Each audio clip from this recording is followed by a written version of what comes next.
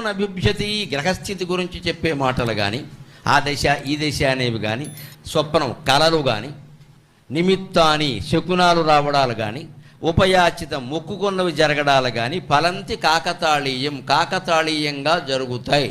అంటే యాదృచ్ఛికంగా జరుగుతాయి, అంటే యాక్సిడెంటల్లీ ఇట్ హ్యాపెన్స్. దాని గురించి అంత దృష్టి పెట్ట. కాకతాళీయం అనే మాట అర్థమైతే తెలుస్తుంది. కాక అంటే కాకి, తాళం అంటే తాడి చెట్టు. తాడి చెట్టు మీద కాకి వాలిందిట, వెంటనే తాడిపండు కింద రాలింది. ఈ వెర్రిమొహం ఏమనుకుంది, నేను గరుత్మంతుడు అంత బలవంతుడు, అందుకే నేను వాలగానే అది రాలింది అనుకుంటాడు. పిచ్చి ముఖం, అది వాలగానే రాలేదు, ఇది రాలేటప్పుడు అది వాలింది. అది తేడా.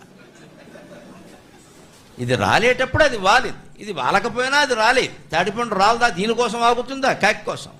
కానీ కాకి వెర్రిమొహం కావడం వల్ల మనం అంత బలం అన్నమాట. మనం ఇలా వాలగానే అది మన చాలా నమ్మకాలు ఇలాగే ఉంటాయి. ఆయన రాగానే కరెంటు పోయింది, ఈయన రాగానే కరెంటు వచ్చింది. దానికి దీనికి సంబంధం ఏంటండి? ఇలాగే గ్రహస్థితులు